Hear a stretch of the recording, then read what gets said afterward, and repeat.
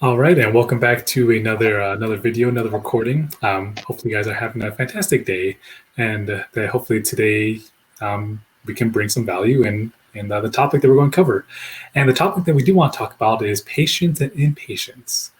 Now, I most of us have probably seen the fruits of being patient about something. We know that being patient when working towards a goal is necessary, but in life, our patience, no matter how patient we might be, our patience is going to be tested.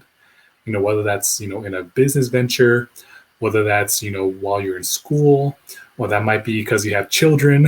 Especially if you have children, your patience might tend to get tested from time to time. And so, Dad, really the question we want to talk about, the topic we want to talk about today is, why do we become impatient, and what is causing this? And I guess we'll go from there. Like, why do we become impatient in the first place? Well, we all want a reward of everything. No? So our body is wired to grow, to learn. So we move to obtain, the reward, the satisfaction of that, and also a physical body. Physical body itself, it has needs. So you need to eat. So basically, out of need to eat, you're gonna move. So literally, this is part of our genetic makeup. The other part is, our needs to grow, to learn, to achieve. So these two parts of identity, it moves us towards progress. So if we're hungry, we're going to eat. Okay, so that's good. There's nothing bad about that. So, and if we see something out there that is appealing, like for example, you have a red shirt and I like it, and then I say, oh, I'm going to buy the red shirt. It might look good on me too. Oh, by the way, we have red shirts. so literally, we actually are moving towards progress. I mean, this is not something that will create progress, but I'm saying that you go to school and I see you going to school and I want to, follow the example, or maybe you have a business and I feel that I could do that too. So we move towards progress, and that's something that is very important. But the thing is, we don't know everything. So I could look at you and say, okay, you have a business. I would love to have a business. But then now I'm looking at myself from my own perspective with my resources, and if I compare me with you, then we're going to have a problem, because now I won't be able to see that really the reward of having this vision, having a business, because you inspire me. Okay, the reward is something that I had to wait. Okay, which means the same way as you did it, where you had to go through the learning process, the mistakes, the successes. So, but it's natural that we want to have the reward now. So patience is when you actually are willing to delay, okay, willing to wait. See, what you're doing is literally you are trying to, it's put your desires on hold, no, just for time, no. So this is really a virtue. It is a precious and rare virtue for many. So because we want, and we want it now. See, and the idea of patience, probably is unpleasant, and sometimes it's bitter for many. So, but without patience, it's going to be some problems in our life. No, because patience, it helps us.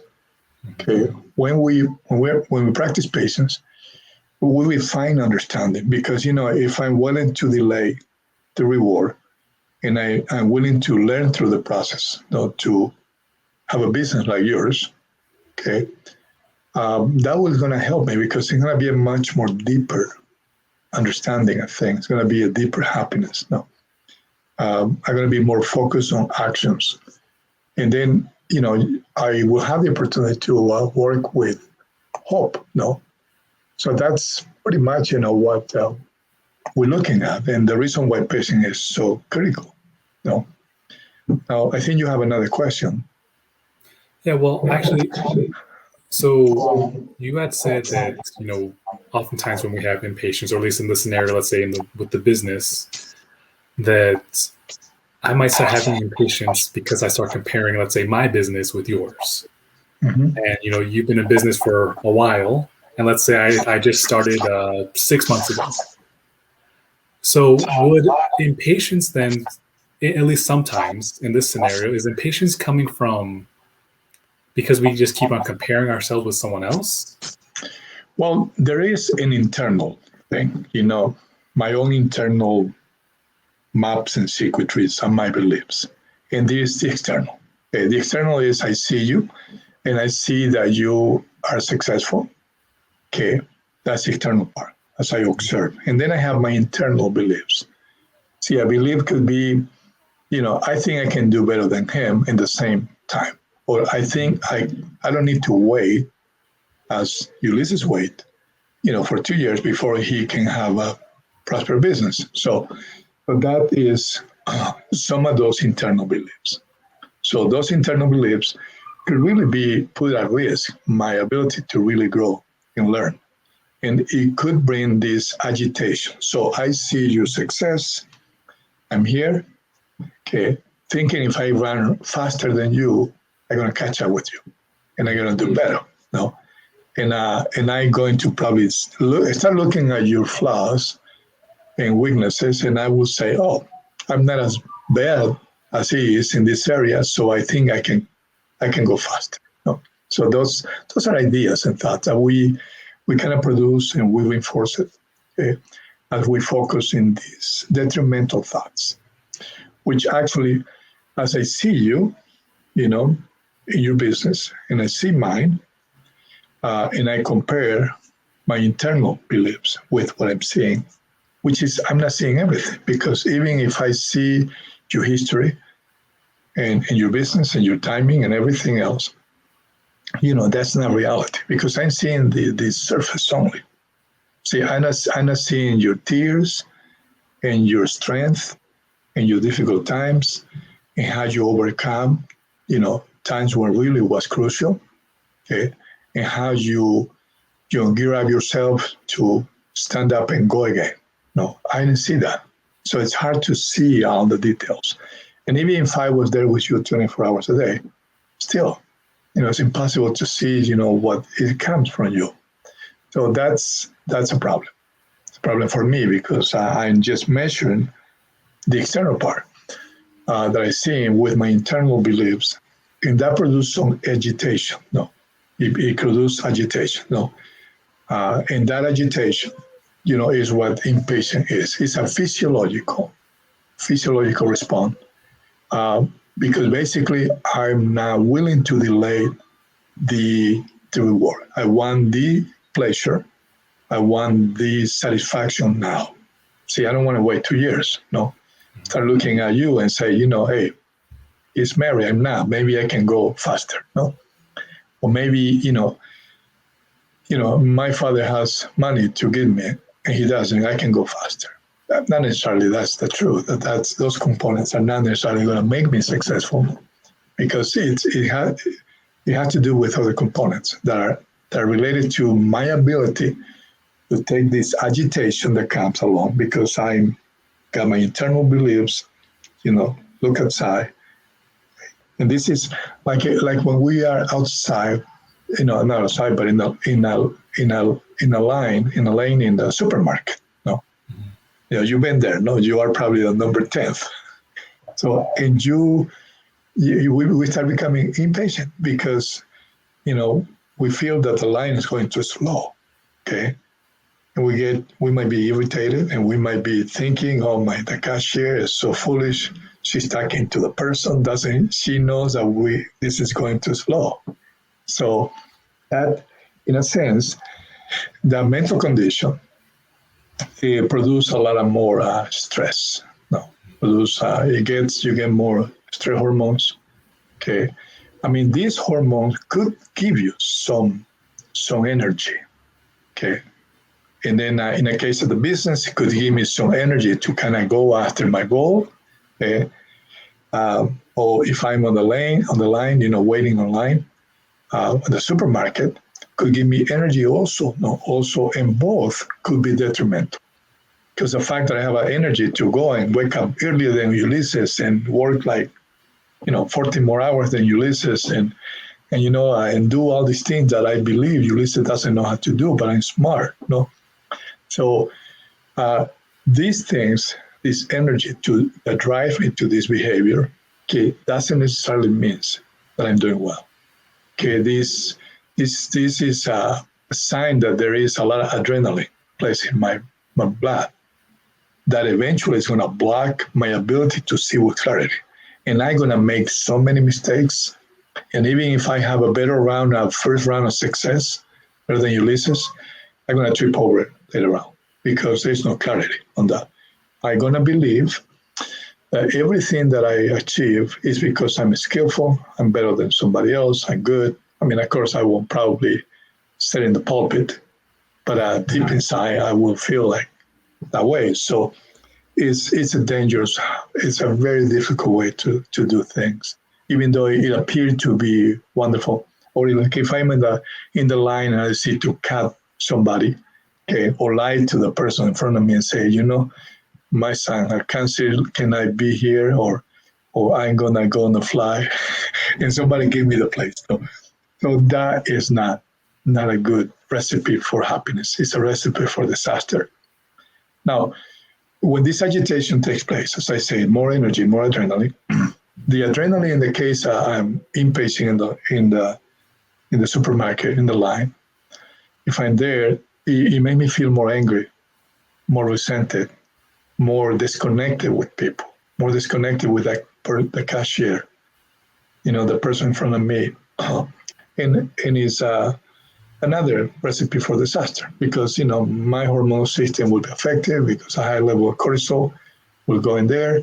When I go home, I'm not gonna be as pleasant. Okay, I'm gonna probably complain and talk negative stuff to my wife. I'm gonna tell you never again. I'm gonna go to that cashier and it's horrible and life is terrible and you see the dog and you kick him.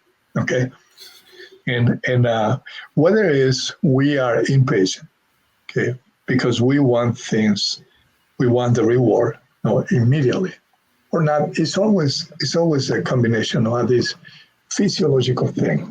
So if you see the connection that there is with the mind that we produce and the body is such that it orchestrates all these activities through the nervous system, sensation, perception, our feelings, our thought, actions. So the sensation is really it's connected to or could be bound or restricted, by receptors in the body. So hormones are being made, and of course, you feel it. We can perceive things, that can lead us to the next thing, with the next perception that not necessarily, impatient produce any good effect. Eventually, even if we get what we want before we're supposed to or before time, there's not going to be happiness. So that's, pretty much what's happening. And fortunately, patience is just a way to be happy. Impatience, we're going to be tested all the time. So if we think we have to grow in any area of our life, the life is designed to help you. So if you're still impatient, you're going to have a baby that maybe act different than the other baby. Mm-hmm. Or maybe something will happen at work or with a client, or maybe something's going to happen in traffic or with your spouse. So delaying the reward, that's pretty much the main thing here. Okay, and if we, I say we because we're parents, some of your parents are listening, we know how unwise, could it be to indulge children every time they want something. Okay. But children are not only one, that spoiled when showered with immediate gratification. So life is not going to give us things right away, not because we don't deserve it or because there is no enough for everybody. But it's a way how we mature and we grow. So patience isn't only waiting, by the way, because some people might think, okay, I'm going to wait here sitting, expecting that things will happen. No, the things that I hope or the aspirations of my heart. But patient is about action. See, you move while you're waiting. So you move towards, okay, I want to, I'm on the line, I move. I move, I don't have to really kind of push the person in front of me. No, but mean I can be proactive. No, proactive in enjoying the moment where I am. That is a great opportunity to be present.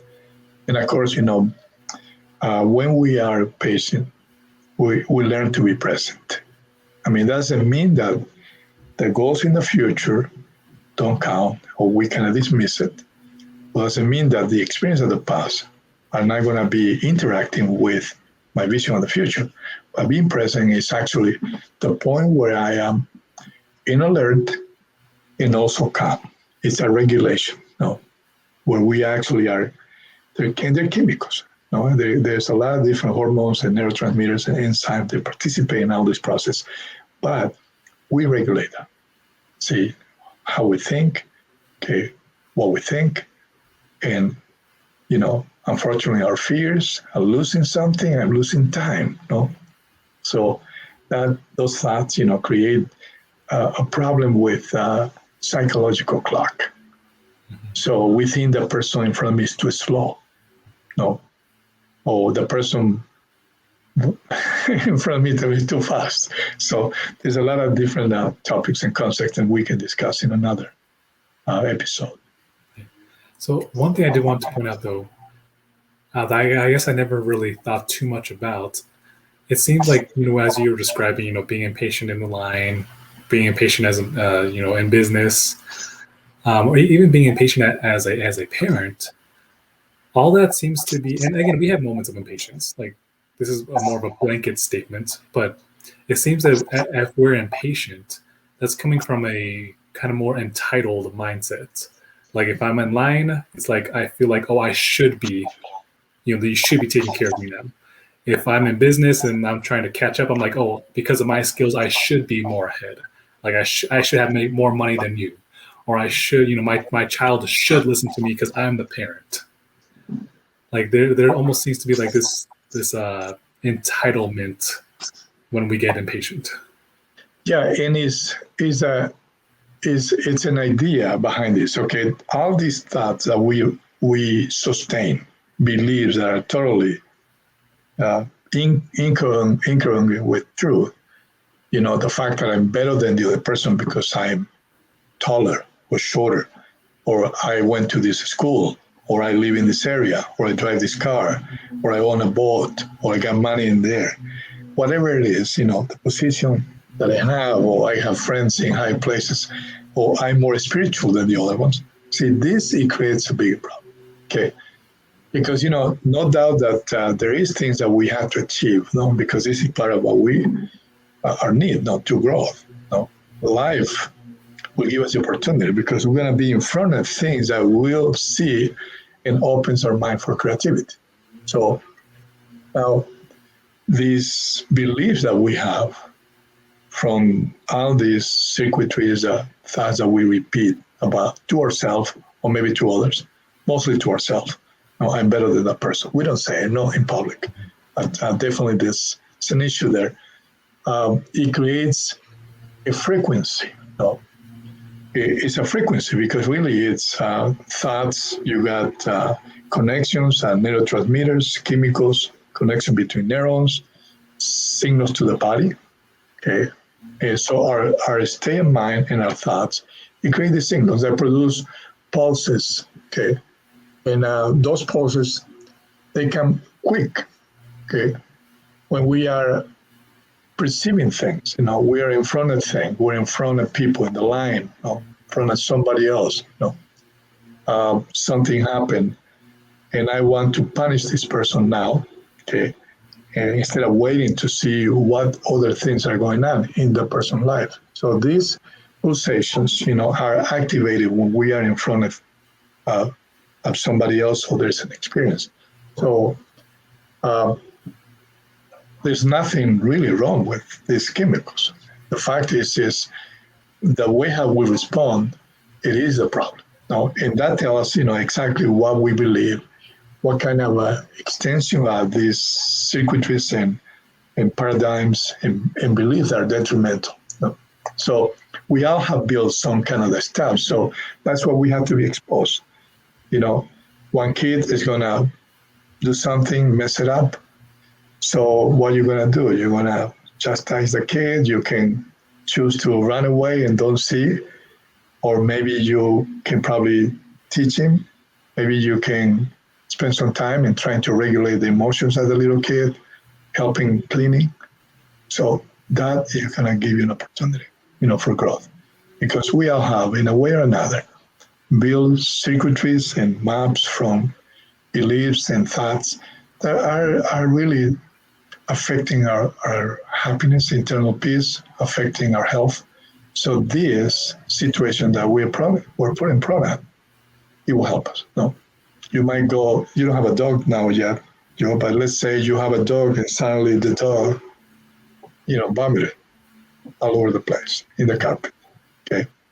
Hey, these things are part of life. It's just things happen. So it's a time for pacing because maybe you have to run a door.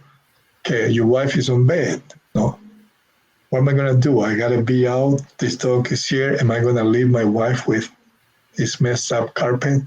Okay, I'm gonna kick the dog. Okay, so the agitation that takes place when we are in front of a situation is a normal physiological response.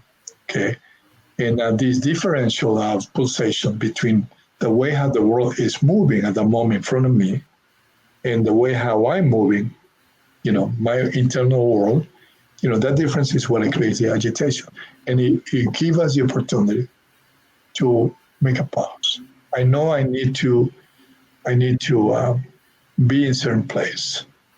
I know that I cannot leave my wife with this mess. So I can choose to clean it and keep the dog at the same time and feel miserable the next half an hour while I'm going to my appointment. Or I can choose, kind of make the phone call to delay the appointment and maybe see what the dog happened, what he's eating. Maybe he got something wrong in his body, and clean it. No, it's a lot of, it's different than what I expect. I expect to be smooth. I expect to go out the door. I already have my wife, so she's resting, and I'm gonna see this appointment. But now it happened to be different, and those things are very important. These uncertain things in life. It could be anywhere from a little kid that do something foolish, or a young adult that makes something foolish, where you actually have to delay your own reward to kind of be connected with somebody else. So you learn and strengthen because this is like some kind of exercise that you do. The more exercise, the stronger it becomes. And it gets to the point where you can pause because, pacing will teach you so many things.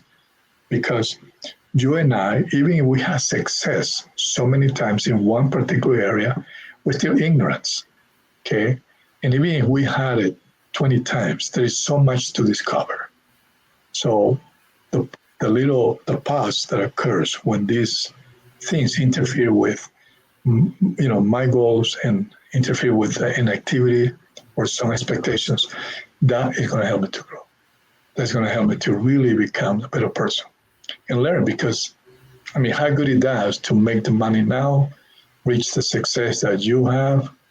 If I lose my wife or lose my kids, or I lose a relationship with my kids, lose my health, or I lose my soul.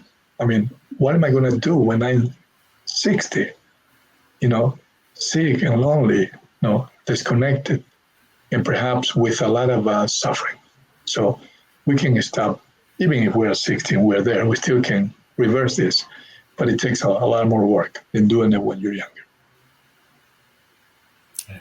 Well, thank you Dad, for sharing all that.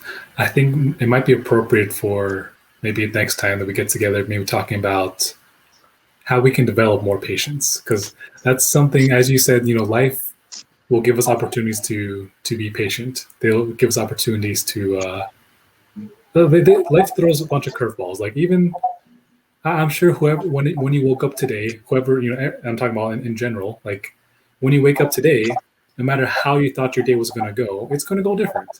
That doesn't necessarily mean that you get into a car accident or you find out that you lost your job. Those things do happen, but even just waking up from whatever 6 a.m., 7 a.m., whenever you wake up to the afternoon, there's going to be things that are different, things that you did not expect. If you have children, especially things you did not expect. And so Yeah, I think, and listen, and yeah, we wake up in the morning with this aspiration. Every human being doesn't matter whether you're in jail, you have so many transgressions or not. Okay, whether you are having a habit that is not good for you or your family or anyone, every human wake up with a desire to make peace. It's internal. We have a desire to make amends and be healthy and succeed in our professional life. Unfortunately, after a few seconds, all these ideas that we have created ourselves, it kind of start producing this kind of pulsation. No, I wake up and then suddenly I start running. No, start thinking, oh, I got to pay this bill and do this and do that, and I'm gonna tell my uncle this when he tells me that, and what if I don't do this? And okay, my kid, oh my goodness, he's so little.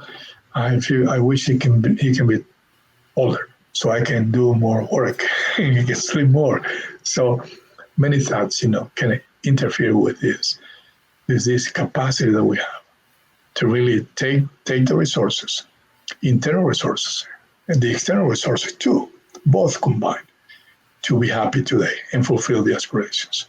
Now, because we are carrying so much of these disorders, no, it's called that way, disorders that we have produced, life is designed to help us. So there'll be something that it will trigger impatience. And that, if you understand, it will help you to change whatever disorder that there is still embedded or still embedded in our mind. So we'll talk about some practices to build patience on the next episode. sounds good. And hopefully, the rest of you who are watching, listening to this, have a fantastic rest of your day or night whenever you're listening to this.